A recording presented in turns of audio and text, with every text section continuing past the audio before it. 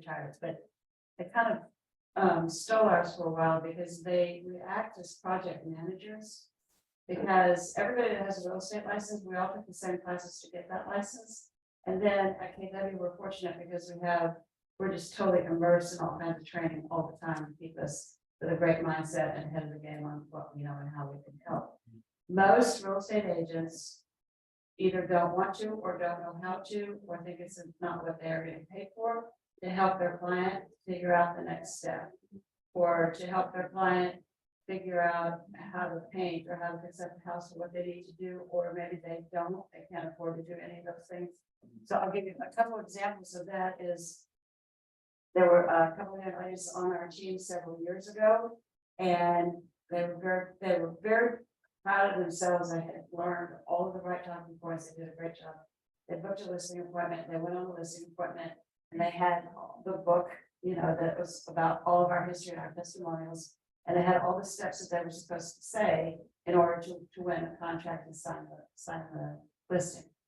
And so they were walking through the house and they were telling the lady what she needed to do as far as fixing the curb appeal, cleaning up and decluttering inside the house, and maybe painting and doing stuff like that. And they didn't tell me that they had the listing because they wanted to surprise me when they came back. They didn't tell me about the appointment. They wanted to surprise us with the listing when they came back.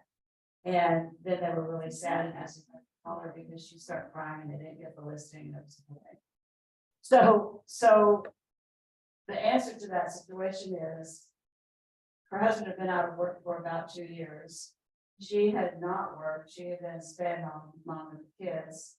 Her health was not good. Neither was her husband's health. She didn't have money to do all of those things. And they were just adding to that stress level. But because they didn't read the client first and know what the client really needed, and that's our value proposition.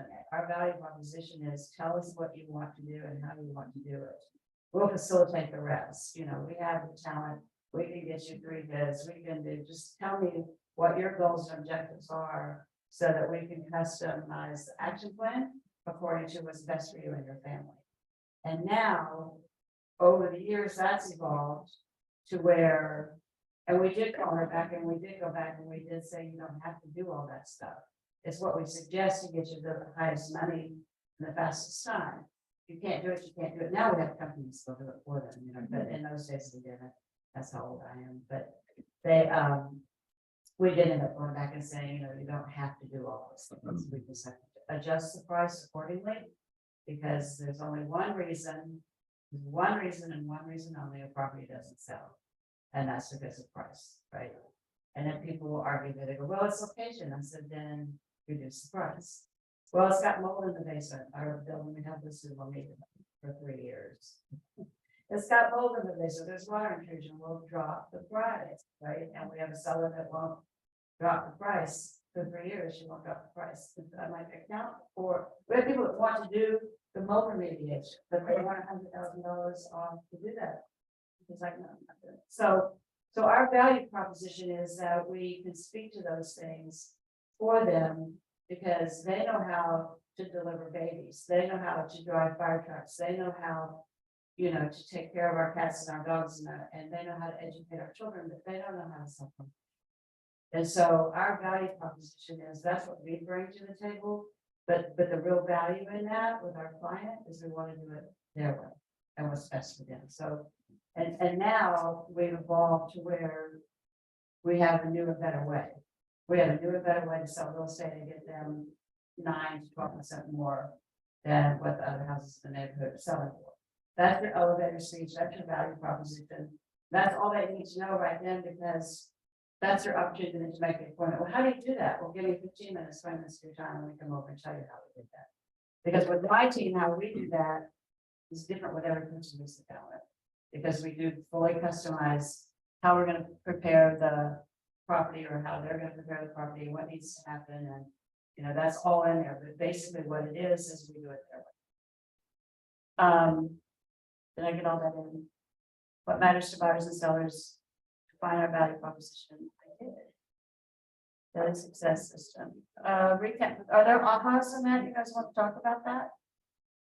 Because I'm from Texas and I'm the oldest of 6 kids and I raised 6 have 3 of my own and 3 stepchildren, and I'm not offended. If anybody just wants to talk back to me or interrupt, I'm used to it. All right, then, the value proposition is a unique, memorable, and persuasive statement. I'm not going to read all that to you. You guys have your books downloaded, right? So we address the specific and special needs of the buyer and the seller in the market. And we state what we're going to do for the client to earn their commission, and that we hold ourselves and they can hold us accountable to a very high standard. But that's the mission and the vision behind this statement. Your real value proposition is why they should choose you. Because other than their value proposition, we all do everything the same, right? Okay. Top agencies explain what services they provide to anyone that hires them. And that happened a few years ago. We were in a, it was either Bold or maybe it was an Ignite meeting, but it was all agents at a round table, so maybe it was a Bold meeting. But we were talking about how many appointments we've been on and how those appointments, the interviews ended up, and what our success rate was. And there was an agent in the room who said she had her first listing appointment with a neighbor. Like as soon as she got her license, she did flyers and she went all over the neighborhood and left on everybody's door that, I'm a licensed professional here to serve you, I'm your neighbor. And she would deliberately walk her dog and wave at people, and just so they would see her and recognize her from the flyers and get to know her. And because she wasn't that much in the neighborhood before. And so now she was not working a full-time job out of the area, and she was getting into relationships with her neighbors. And she talked to the guy that lived across the street and said, are you thinking about selling your house? I know we were at a barbecue over here last summer, and you guys are saying that you may be moving. And he said, I don't really know yet. We haven't decided. I don't know if our relocation is coming through. And she said, well, I'm right across the street, and I'm at KW South Bay now, so be sure to call me when you need me. And he said, yeah, well, I travel a lot, and that's why we're considering the relocation. So, thanks for letting me know that. And then, the next week, we were coaching, and she was really upset because he had listed his house with another agent. And she said, I really don't understand that. And the agent that she had listed her house with, who is retired now, was an agent in this office. But he asked questions. He's like, well, what's holding you back? What do you need to help you make your decision on when you go? And the gentleman said, there's so much work to be done on the house, and I travel with my job. So my wife's really busy with her job and the kids and stuff. And this agent said, well, I cannot do that. Let me get you three bids for the painter and 3 bids for a stager and 3, but that was something that she didn't know that she could do. So she probably didn't take it. But she was really disappointed because she didn't know that she could act as kind of a project manager, right? And not get paid for it. You have them sign, the waiver responsibility thing. It's not as complicated as it sounds, and it's not really project management, but it is project management. But that's what we do. Our whole transaction is project management. So if we can help them, and when you go to that step, one thing I will advise you to do is to absolutely be sure that you get 3 bids for them, and that they decide who they're going to use. There is an agent in the office who's fabulous. She's almost as old as I am, and she's been in the business in the residential longer than me because I came from commercial. But she recommended probably one of the best contractors in the area. We all use this person a lot. She recommended that person to a client of hers and didn't recommend 3 bids and didn't. So her client hired the contractor. The contractor during the pandemic had some extra help that might have not been as experienced. And something happened, and I don't even know what it was because it was all kind of confidential. But the person who was selling the house sued the real estate agent here for bringing that person to her that made a mess of the house because she didn't provide her with 3 people to choose from. So be careful if you're going to offer that, and we should offer it because we know everybody in South Bay. If you've been around, 15 minutes, enough people, you can come to me or anybody else in the office here that's been around for a while and say, who's your roofer, who's your plumber, we've vetted those guys out. I've been in this office for 18 years. And then before that was 18 years in commercial in San Diego and Los Angeles. So I can tell you pretty much what roofers not to go to. And and where the best prices are and stuff like that. But just remember to go above and beyond what you think you're there to do. You're not just there to help them sell or buy a property. But you have to be careful of what you say and how you say it. You can't tell them what to do. You can just tell them who to call to get done what they need to get done. Value propositions. Oh, this is fun. Airbnb exists to create a world where anyone can belong anywhere. Walmart has everyday low prices for a broad range of goods. Slack's still around?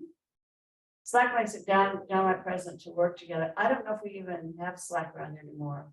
They used to be like, what is those suites where you can just go in for a day, get a day desk and work? Oh, it's like the, Work. We We work, Yeah. yeah, thank you. We work. And then Grammarly, my college degree is in nursing, but I was born in Kentucky and grew up in Texas, so I use Grammarly all the time because I go too fast and they correct all my grammar. I love it. QuickBooks, and then State Farm is here to help life go right. So my favorite is still the smell like a plumber. That's the one that registers. Connect to your value. KW and market center value, fiduciary responsibilities, and being the market expert. And those are three things that you can really provide. And let me see what the next slide is if they elaborate on that, because yeah. So there's another agent I know really well in this office who is not on the team, and that's his value proposition. Part of our value proposition, as I said, is that we have a new and better way to sell real estate and argue 9 to 12% more than if anybody else can sell it for. All of this is what's behind the scenes on that. But what our value proposition, in addition to that, is that we are a team. So that for the price of one, you're getting 4 of us. There's always somebody there that, you know, is an expert, knows what they're doing. And Stocko, you'll meet him someday. He comes in to get his awards, but he's a great agent. And there's a house that sold for like $3 million in Manhattan Beach. And Stocko, before he became a realtor, Stocko was an auto mechanic on foreign cars on the beach. And he sold that business and became a realtor. So he had a lot of contacts through that business, people bringing all their high-end cars. And I played poker with a group of guys. I don't know, I think probably once a month, maybe it was, but it was the guy that had the house was bachelor. And they all went there and poker all the time. Stocko played poker with this guy for 4 or 5 years. And then the guy was getting ready to put his house up for sale, and they were talking about that one night. And as the poker ended, Stocko said, "You're gonna give me an opportunity for this listing, right?" And I said, "Well, I actually was gonna list it with Raju. He built the house, so I bought it from him, so I thought I just from him." And Stocko said, "Why would you do that?" He said, "Because I bought it from him." And so Stocko's value proposition is, why would you hire a team? You hire me, you get me. You get Raju, you hire Raju, you have 13 people, you're never gonna see it. He's gonna be behind the marketing, but that office is machine. He's not gonna be here when every show. He's not gonna vet out the buyers that come through the house. So his value proposition is that he's not a team. And he would say, my team consists of my market center, because I have a transaction coordinator there, so she'll file compliance. And we are fiduciaries. We have tax associates, financial advisors. Now, of course, with this office, which we can use our risk management, because our clients grow with the risk management plan. And you're the market expert. So you could be a solo agent or a team or a small team. And still what you have a team that's not really part of what you do every day, but it backs up what you do every day. Peace of mind. That there's a couple that we just sold their home in Gardena, and they didn't know that they have a lifetime of legal counsel from our risk management.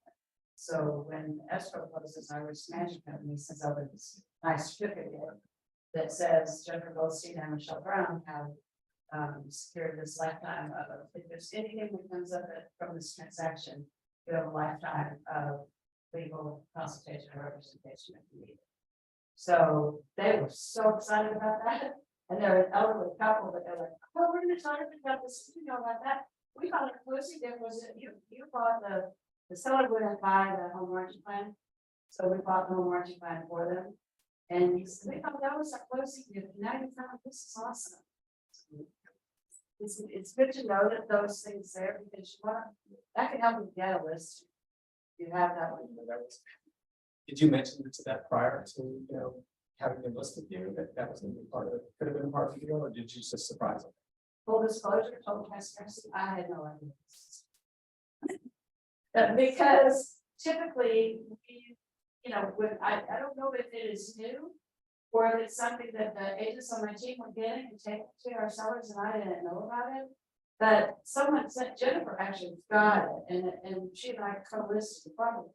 But she got a certificate, she didn't know what it was. She said, I said, what is this? Is this like fishing? And I said, I don't know. And I said, Simon. Simon's like, oh, that's good. You would come to the meetings on Saturday. You might know. The lady's name is, she's awesome. Not because she's a redhead, but because she's an awesome lawyer. She owns this management company. It comes through them. Yeah. So what matters to buyers and sellers, we have found through the years that it's their confidence level in that their lifestyle is not going to be thrown off kilter. That's again behind the scenes of what our value proposition is. One of the things that we bring to the table and one of the statements that we make is that your day-to-day routine and lifestyle will not be interrupted. So let us know what that is, and we'll work around that to get your house shown and to do what we need to do here. For buyers, their goal is to find just the right home at the right price at the right time. And for sellers, their goal, the most amount of money in the shortest amount of time with the least number of problems. So ours is that we don't disrupt your lifestyle and we get you the most money that we can.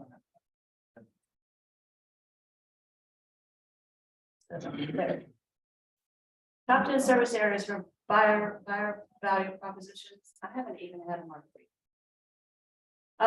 Needs analysis. That's what I was just saying, that the needs analysis is really, that sounds so clinical. Sounds like an annual checkup with your doctor, but it kind of, we get more personal than that. Why are you moving? Where are you moving? When do you want to be moving? How can we best help you? We really get to the needs analysis is really a personal evaluation of what their lifestyle is, and we're not disrupting that. And then the pre-qualification of pre-approval.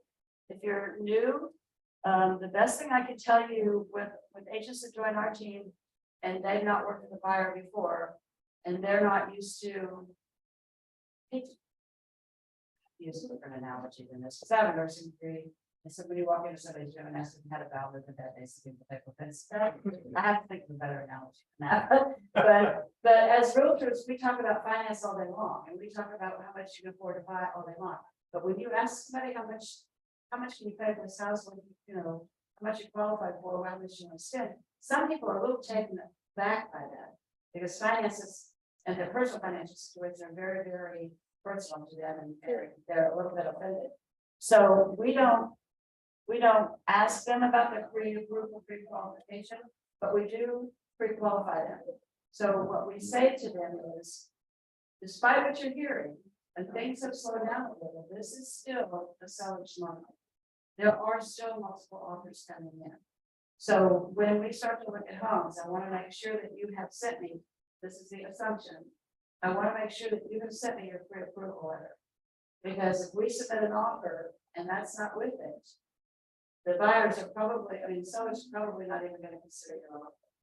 Because they've got 3 or 4 or 5 or 8 other offers there, and with proof that they can close. So, and then they'll go, oh, I don't have, or how do I get that? I was going to say, I like your style on that, and that you assume that they've already got pre-qualification there, but have a preferred lender, somebody that they've already talked to or worked with.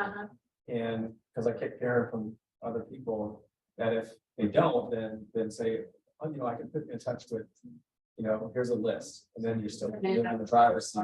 And they can choose, between 1 and 3. It's just like a contractor. Here's the list. You can contact them and see who you'd like to work with. That way, we're not steering them to just one That's right. Or two, it's just like, you know, And it's a matter of their pride and their dignity, you know, it's to, because a lot of people don't know that they need to do that. that's right. And I've had a few people say, well, I'm gonna wait till I find something first, and then I'll talk to them. Right? And I'm like, you can't do that these days.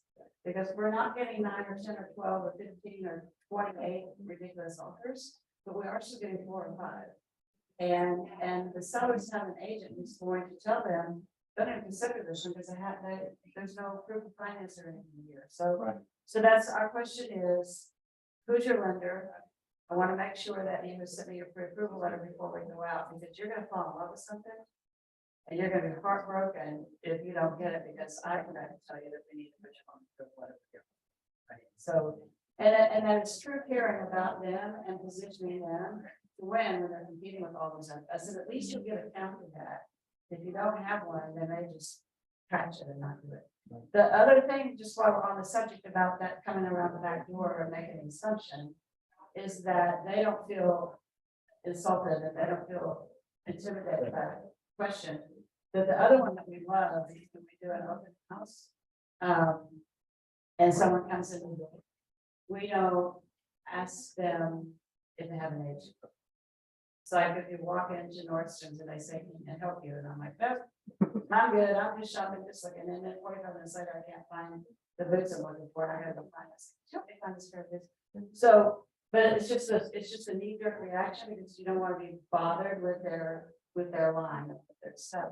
So that, do you have an agent? No. Well, in the first place, that's not a warm, friendly greeting.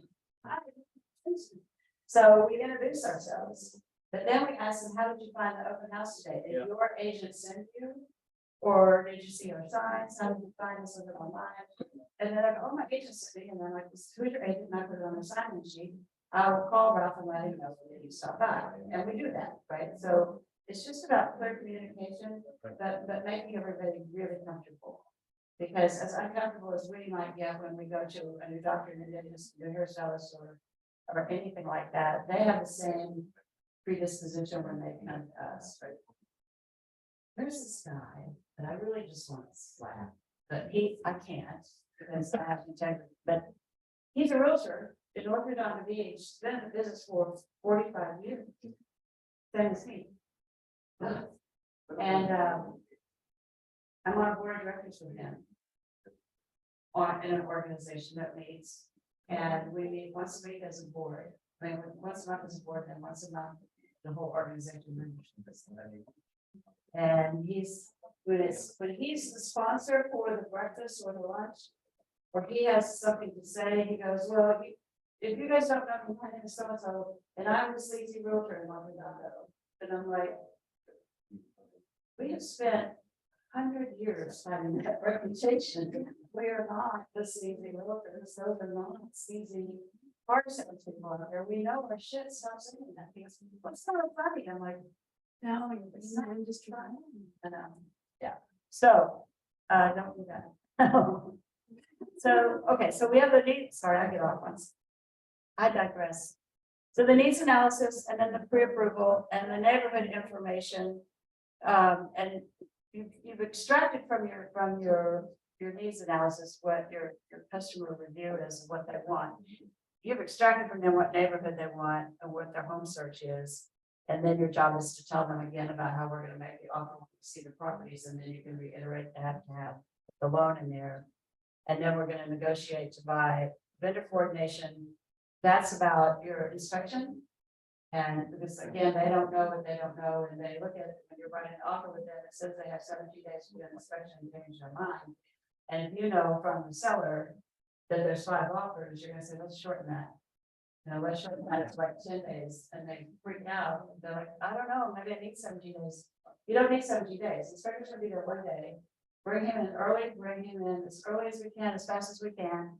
And then he'll let us know if we need to bring in the other trades, right? Don't worry about ordering sewer, plumbing, and electrical, and the roofer. Get your general inspector in there first, and then he'll tell you that you might need to hammer the plumbing, or that you might need to have the furnace service. Don't just start ordering, because it costs them. Those guys don't work free of charge.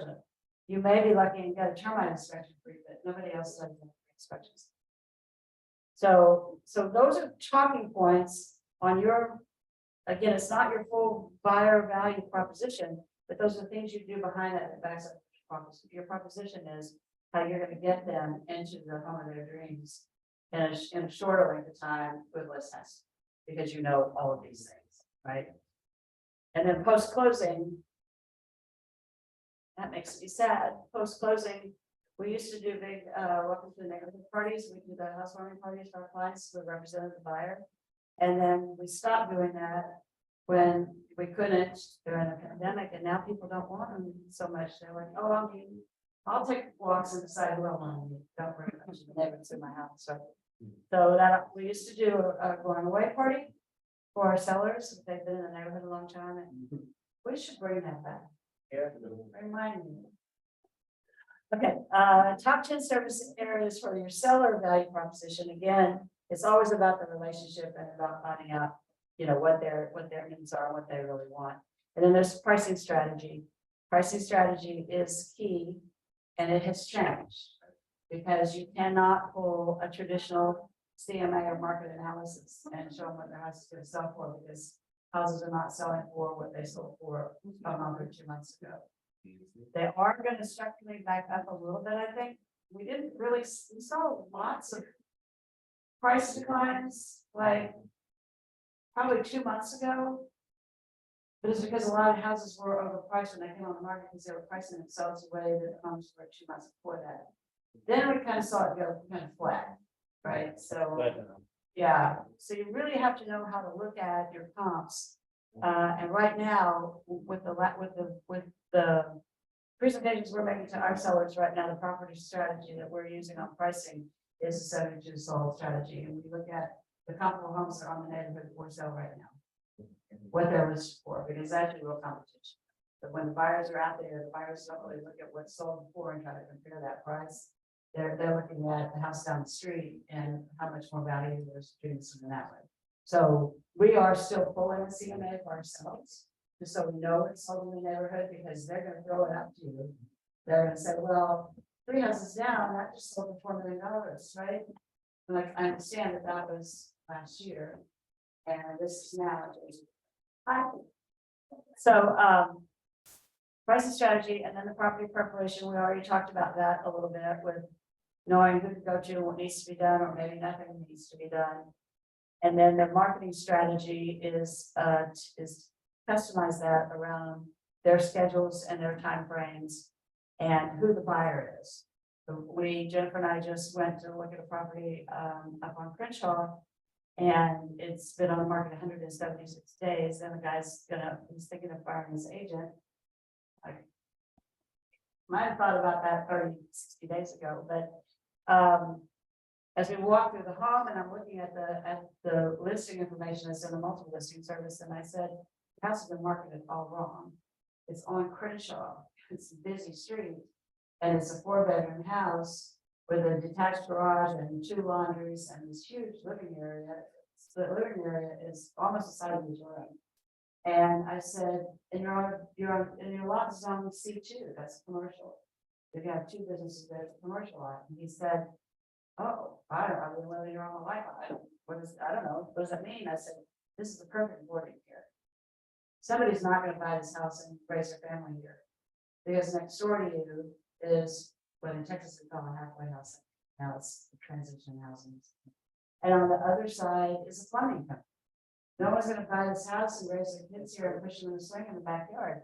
And the zoning is C2. And I said, you could have sold this property and you could throw a rock, at SoFi. So I'm like, what are you doing? And he's like, I had no idea. So the marketing strategy is why we customize it. And that takes a little research first. Again, I'm old and I've been working in this market for 40 years, and I worked in the Texas market this market for 30 years, the Texas market for 15 years before I moved here. So some of those things just come to you naturally because you know what questions. And City wound up staying with them because he's going to talk to his mother and his sister about it because she's a family friend. His mother and his sister sold their homes and they have moved to Vegas, and they want him to come with them now because he's a single gentleman. He has no family. I think he's 50 something. So they want him to sell that property. His mother's very real estate savvy. But he's like, I don't want him not to, not to speak to me if I move to Vegas. I want my mother and my sister to talk. So he's gonna talk to them and then get back to us on Monday. But again, if he comes back and says, this is another strategy to keep in your pocket. If he comes back and says, they don't want to hurt your feelings, let's just lower the price and give us more time. I'm like, give it to us, let us redo the marketing, we will pay them 25% of growth. And let's just move on and get this sold, right? So we didn't offer it up front. We're gonna wait and see what mom and sis say. But we always have that in our back pocket too. So it would, for you, then it would sell us more as a commercial, piece of land, Yeah. that would be a tear down and start. Absolutely, Okay. yeah. And an appraiser is immediately, because it's a 5-bedroom house, right? There's 4 bedrooms and then there's a 5th bedroom that's kind of annexed off the back, but and there's 3.5 bathrooms and 2 laundry and the kitchen. It's just a perfect boarding here. Unless they tear it down and do something else there. With everything that's going on around Hyde Park and Englewood right now, that really would be the highest and best use of the property.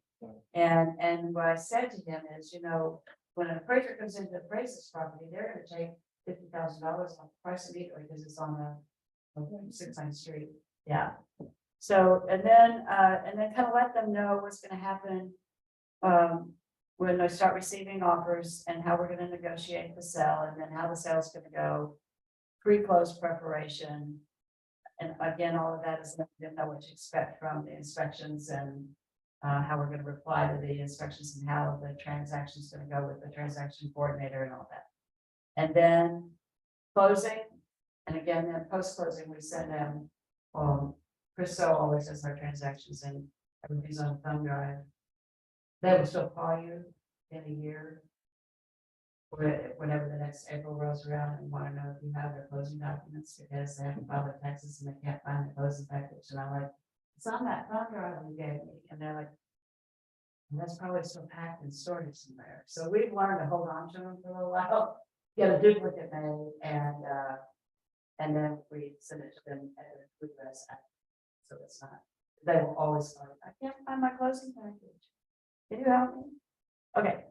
What buyers want most from their agent? Yeah. Sorry, I just missed one part. Thank you.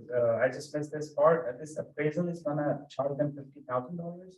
They do reduce the price of the property. Oh, they reduce the price of the property. Yeah. Okay. If you're on a busy thoroughfare like that, Okay. or if you're backed up to a commercial zone, or if you're, there's different, if you're backed up to a military base, there's different things that they reduce. Yeah, all kind of zoning. Yeah. So they will immediately take 40 to 50 grand off. How often they change the zoning? Just curious. I mean, let's say you already sold that house to someone else and the zoning change after they purchase 1 year. I mean, how normally they keep changing the zoning, or is there any manuals to those? The only, well, that's a really good question, and especially when you live in Ellicott County, because they do a lot of zoning changes here. Yeah. But in the South Bay, in our cities in the South Bay, they don't do very many zoning changes. Okay. And you sometimes can get a zoning change on a property, but you have to go city council first, you have to apply, you have to go to building permits and tell them what you want, and you have to go to city council. It could take up to a year to get a zone change. And it's rare that they do. The biggest zone change that we typically see in our South Bay cities is that, and it happened, and here's the thing, is nobody tells the tax assessor. Okay? So the tax assessor is sitting over there in LA County, and we pull tax records on a property, and it says it's zone R3. Perfect example of this. I throw my husband under the bus. But he didn't know. He builds hospitals. He didn't know. So he's like, yeah, my house is, this was years ago, and my house is like $800,000. He goes, yeah, it is. I saw it. It was over, right? And we've been married 12 years, so this was before that. And so I said, it's not, your house is a kid. No offense. It's adorable. It's a post-war bungalow. I love it. But land value is $500,000. We don't live in $800,000. And he said, yeah, that's value there. And I said, no, here's what happened. On your cul-de-sac, the houses on both sides of you got torn down. Those lots are zoned R3, which R means residential. 3 means they could put 3 units on there. Correct. They can't. They can only put 2. Why is it? Because 10 years ago, Redondo Beach changed the zoning. And they, all those, if it's 6,000 and 7,000 square foot lots, It's gonna be, those are usually zoned R3. They didn't want the mansionization stuff that was going on in Manhattan Beach. They didn't want people building out the side lots to where the houses were a getting out, handshake yeah. apart. So they downzoned from R3 to R2. But if you pull the tax records, if you go into Realist and look at it, it's zoned R3. Okay. So, and that's what I told my husband, said, you're be grateful they didn't build 3 units next to you, because the zoning is R2. So make this in your notes, whenever you're going on a listing appointment, whenever someone calls you about listing their home, call your title guy and ask them for a property profile. Because Realist is run by Realhound and all those companies, and they are not always up to date. And like that was, that, but your title officer can go straight to the tax office and get the current one. It just happened to us on, probably I'll tell you the story in a minute, but, so always Always get, get the profile. always call, they don't charge you for that, they charge for freelance, which is where they look and see if there's liens and stuff, but most of the time, a lien will show up on a profile. Call your title rep and just say, I need a property profile on this address. Yeah. Give them the person's name, so when they look at it, they go, that's not the person that's on title. But give them something, tell them, they usually can have it to you in 5 minutes. So never go on a listing appointment without that. Right. We've had 5 people that when we went to list their properties, they're not on title. And they didn't know it, so we sold their house. Oh my. But 2 of those were past clients of mine. That's a whole nother matters, but they didn't know that someone had, Already stored. the stepkids had taken the husband to his chemotherapy and out to lunch, and while they did, they stopped by the lawyer's office and had him booked like. Wow. She didn't, Yeah. had no idea. Welcome to the world. So, Sorry, what was the name again? Nina profile. Profile. Yeah. Tell me, yeah, thank you for slowing me down. It's a Texas. Yes. Although I've lived here for 30 years, I need to quit saying that, but we just talk fast. So, yeah, property profile. And any title they're gonna pull it for you, it's not a wrestling violation, it's free of charge, and they'll send it over.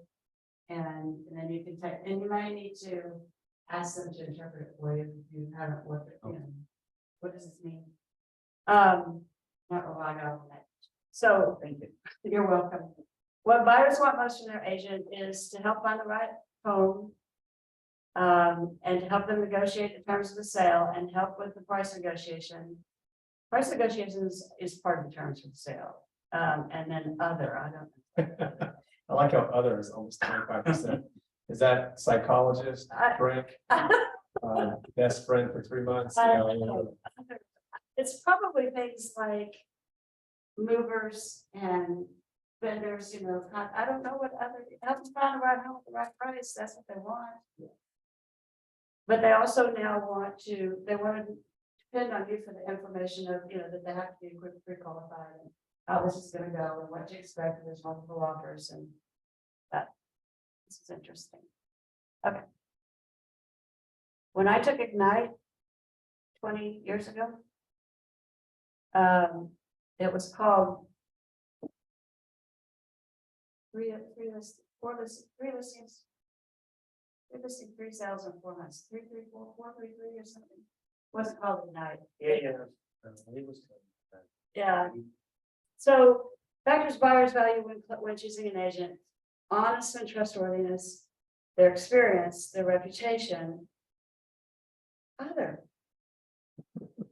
What is that? We need to know what, that's the most important damn thing up You break that down. There is a whole bunch of 1%, and so it wasn't big enough to actually make it a category on its there. own. Well, they so sure just tell them lumped to put it it. up there.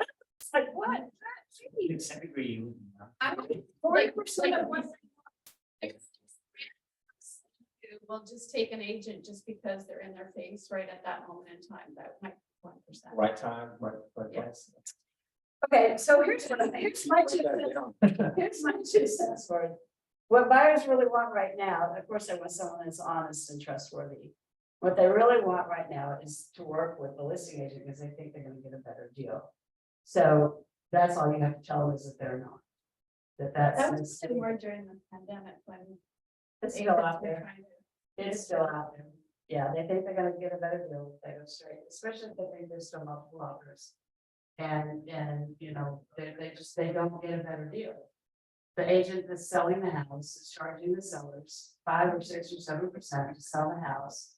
And they're not gonna take that down to 4% if they're representing both sides, they just pocket the whole thing.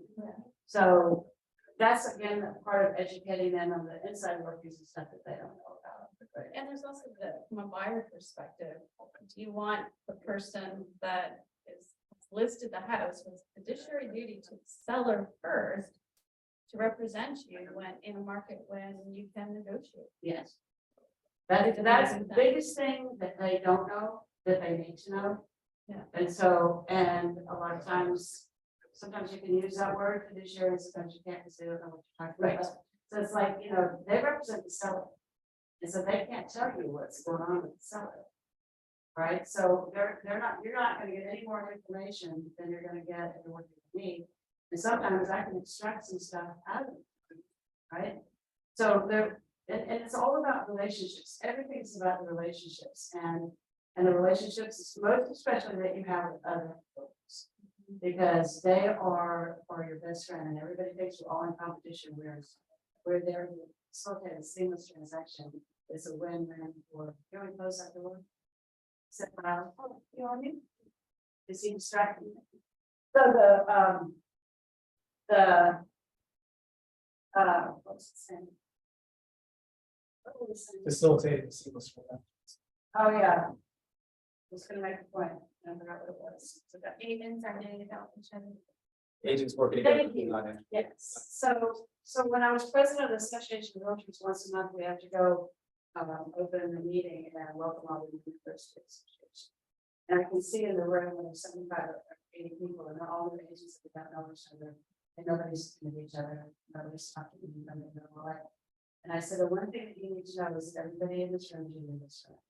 We're not in competition with each other, we're facilitating the transaction in the best interest of our owners and sellers. And the more you know an agent, the better you know an agent, the easier an escrow is gonna be, right? And just within the last year, had an offer accepted. I was working with some buyers who moving here from Northridge, and they were getting outbid on so many properties, 4 or 5. It was just at the end of the pandemic. They were getting outbid on all these offers, and they fell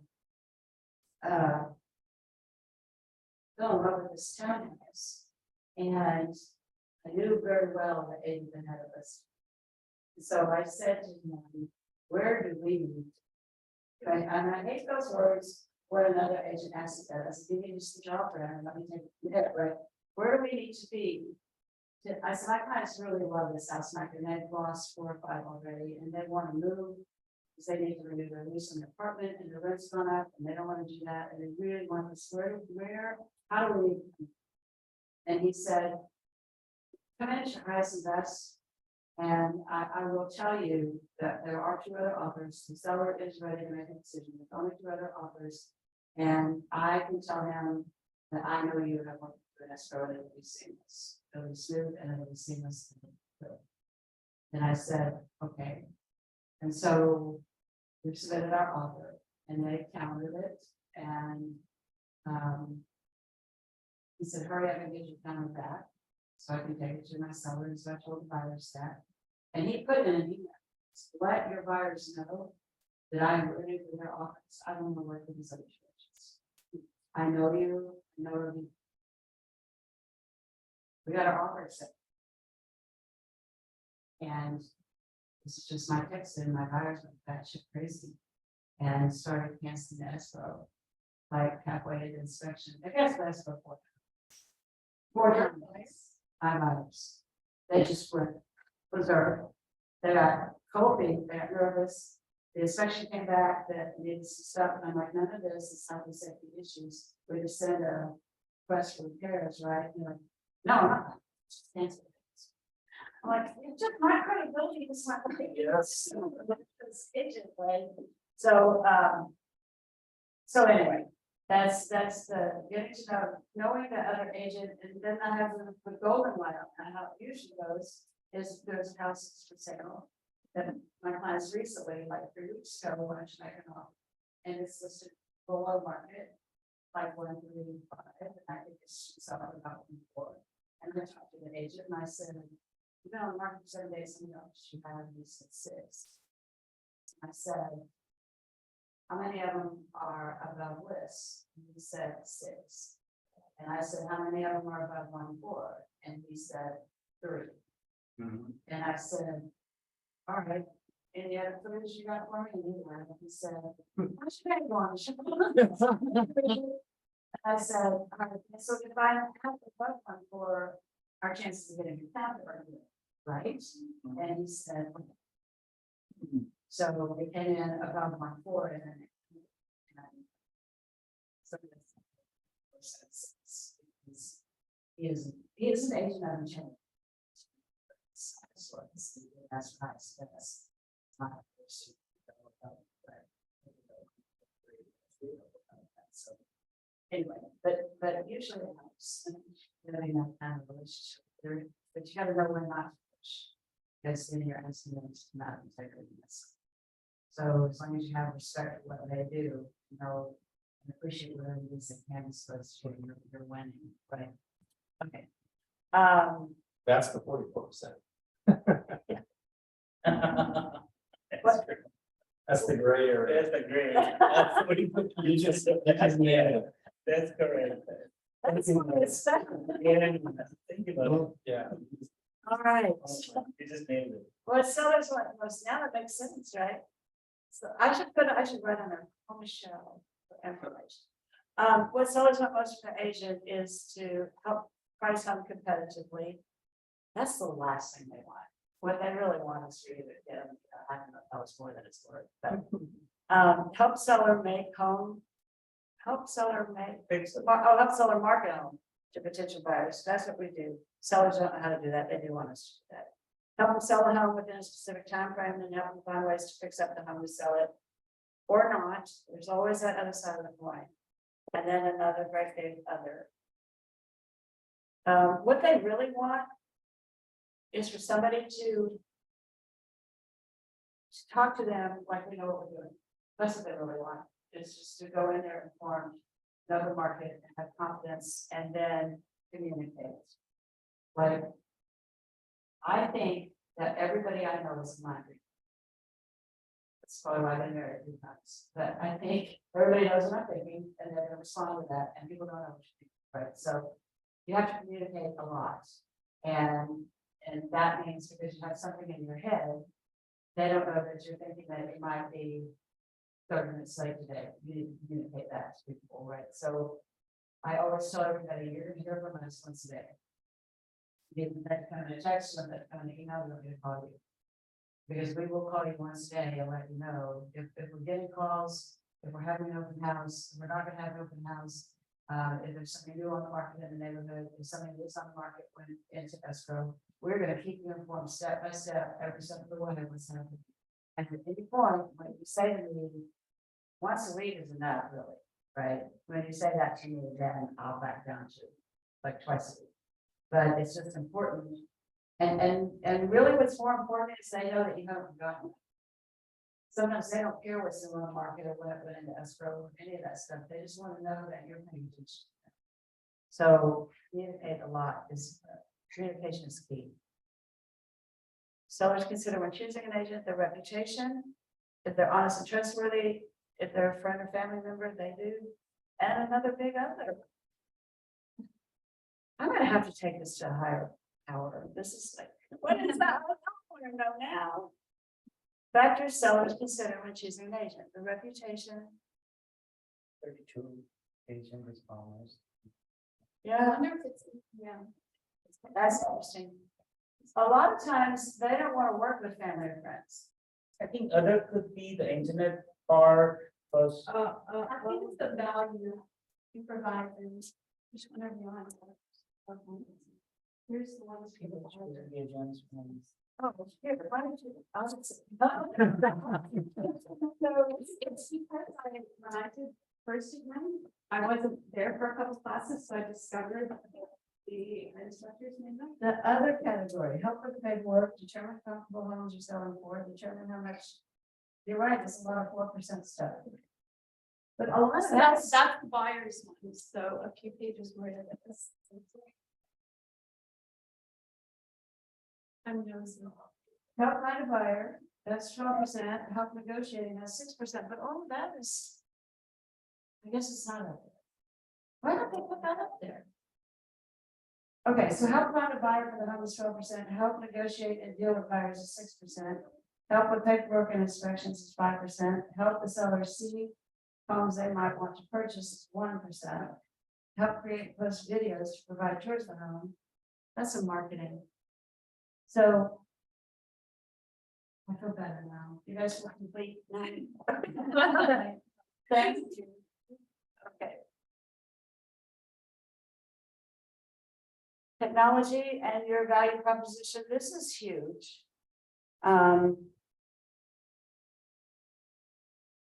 This is huge because KW has an incredible technology platform with Command. Don't listen to the bad things that you hear about Command. They've got almost all of those things worked out. We love Command. We're having great success with Command. Now they're launching all of the neighborhood information and stuff in Command. So that app on your phone, people will have another reason to go there. They can go there to look for restaurants in the area. Right? It's not all real estate. It's 80% lifestyle. So the technology that KW has to offer is unsurpassed. And I know there were people back in the day when Compass was trying to hire us all to come over there, and they were paying agents to come over there. And that's the one thing that they were presenting was their big marketing campaign, because they knew then it was a sore spot for KW. This Command was new, and we were working out some kinks and stuff. And so I know personally of 3 agents that went there and, you know, took the money and went up. They're not buying people anymore to come over there, but because they broke now, but they were for a while. It was a big deal. And when the agents got there, they were very impressed with what they saw as far as how the marketing platform would work and how much of the work was going to be done by the platform and stuff. And then once they got there, they were never taught how to use it. And there was like nobody there and that's like with us. There's basically 2 reasons agents join a team. One is to have the agent experience of the team and have leads, have a source for leads to meet people, and others have a system to do that and have somebody to run that system. So somebody that's very tech savvy and is very social and knows a lot of people and has the experience, likes my friend Sacco, gives me a team. But a lot of people want a team and they want the ability to go on vacation when they want to and not have to not take a list because your family has a vacation plan or there's a baby coming or, you know, this life event that's going to occur and you have the support of the team. And so we can collaborate that way. Everybody gets to know the client, but the technology that we have available to us in Command, I can't tell you the weeks that I would have writers grant. We still mail everybody on the teams responsible for mailing 100 pieces of mail a week to people, 20 a day. It's either birthday cards, anniversary cards, happy anniversary on your house, happy holiday cards. You know, everybody's responsible for making that personal touch and writing that card. All the rest of it is done by Command. Our newsletter goes out automatically with Command. We spend 2 hours on Tuesday creating our newsletter, and then it goes out to Command. So everybody gets touched 3 times a month, 36 times a year, and it's all through Command. So it made our lives so much easier. So your value proposition is to identify your knowledge, attitude, skill, and belief that make you qualified to be a great real estate agent. If you pass California real estate exam and have your license, you're already a great real estate agent. Now, because that's just the hardest stamp test there is. But now you have to learn all the stuff that you need to know to sell real estate, because they don't teach that in real estate school. So are you new to the office, or have you had your licenses a year, more than a year? No, everybody less than a year. You came at the best time because it's so easy right now to just be able to say, I don't know. You know, when someone asks me something, it's like, you know, I don't know. It's zoning is changing every day. Different parts of LA, they're up zoning, down zoning, and you have a 2-unit property that now there's, you can put 8 or 10 units on. So the easiest thing to say, and with 42 years in the business, I say, I don't know. Yeah. Because that changed either during COVID, the rent control, were like, are the renters there? Can I get the renters out? What happened? I said, I don't know. That changes every week around. So you don't feel like a dummy when you're talking to somebody. Let me ask my broker. Let me call the apartment association. Let me call the association. Or let me find out, because I don't want to tell you the wrong thing. Because it changes all the time, and that's the truth. Transform the value you provide and the value of KW in your market center into benefits for your client. And we've already, I kind of threw all that in already too, because of the lifelong insurance, the lifelong legal representation that they have for consultations, and the team that's already built in for you of your support system here with the transaction coordinator and our broker is wonderful. All right, step 3, build your value proposition statement. I'm supposed to ask you to do that and role play it and stand up and talk to us about it, but I'm not going to, unless you want to do that. But do you have an idea now of how to create your value proposition? Because the whole point of the Smell Good Plumber is that everybody knows about the Smell Good Plumber, but not everybody knows about you. So your value proposition is those 3 or 4 words that you know how to slip into a conversation so that you're not a secret agent. And that's the biggest thing. I can tell you that there's a gentleman who worked at a Smart and Final on South Pacific Coast Highway around Irina where the Pearls Juniors, Petco, there's a Smart and Final there that used to be an Albertsons. It's very close to my house. There was a guy that working there. His name was Reggie. Reggie was well over 6 feet tall and probably well over 250 pounds. All buff, very great guy. Worked there. We shot there for 4 years. Shot there, and especially in the fall because we are from the South and football is church. So we have barbecues and all that stuff. Sunday's a big deal. So I'm always running in there getting another side of ribs or another, something else that we need for dinner. And then Reggie and I have these great talks. My husband had talks with him because his kids are on a wrestling team. They talk to that stuff. Good friends. He's not just the guy that takes our money for our cushion. We were friends. And I was in there one Sunday getting brownie bites. We had a nice open house and it's close to my house. And usually, we either make our own stuff or bring some kind of us and fruit. So I went and I bought some brownie bites and some bottled waters and bags of ice and stuff. And it's all up on the belt. And Reggie looked at me and said, "It doesn't look like a football party at your house." And I said, no, it's open outside. And he said, "You're a realtor." 4 years. You're a realtor? I said, "Yeah, I'm a realtor." My mom and I just sold 3 boarding cares. I didn't know that. My mom and I just sold 3 boarding cares because she wanted to buy something maybe a little bigger because they were all like 3 or 4 bedrooms. Yeah, You didn't know. yeah. So it's like, no client coming in to write an offer, she's nervous. Buying a gas station today. Yeah, that's awesome. Congratulations. So it's all her. All her. She just didn't know the gas station thing. She didn't know how to do that. Daily success system. This is part of your whole Ignite, right? That you're supposed to be doing the 10 conversations. Have you already had this assigned to you? Okay. So I think we're done. Do not call us. Everybody knows that. Forget that drill to turn in. You guys do know that's like a $10,000 fine. Engage every conversation in spirit of contribution, and people are happy to be in a relationship with you. That's our affirmation. So the guys that are calling, telling Simon that somebody in his office is violated in an alcohol list, those guys deliberately get themselves on the list to be called. Figure out a way to do it there. Some of those people are on the witch hunt because they know that we have an insurance policy that we don't want to go to court because we violated the do not call list. When I first started the business, I was in property management, we still do property management, but it was at the time that they were not allowing on properties. They were not allowing don't have as many of those here, because you have large properties, other states have a lot of an adult pool and a family pool. And they took all that away, because they said it was discriminating against the families. And so we had to just let people rent whether they were qualified or whether they could see what's up on the property. And every law firm in the city of Dallas, Harrison, start calling properties, make an appointment to see an apartment. And if I said, how many children are in your household, how many, do you need to be by the family pool, or what?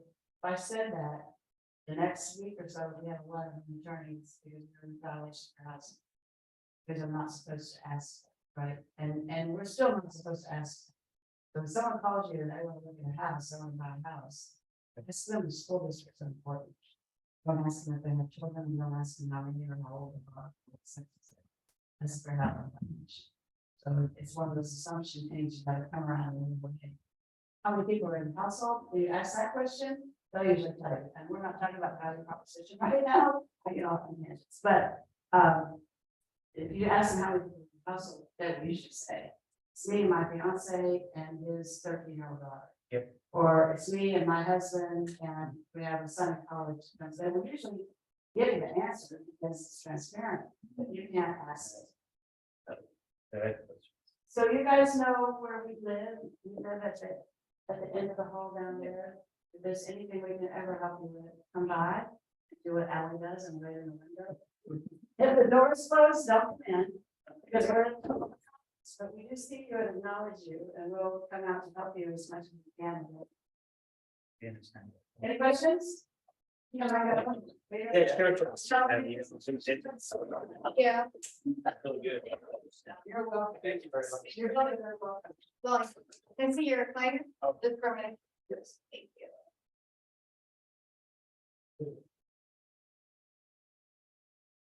Christine's designed hers right here. She can multitask. That's the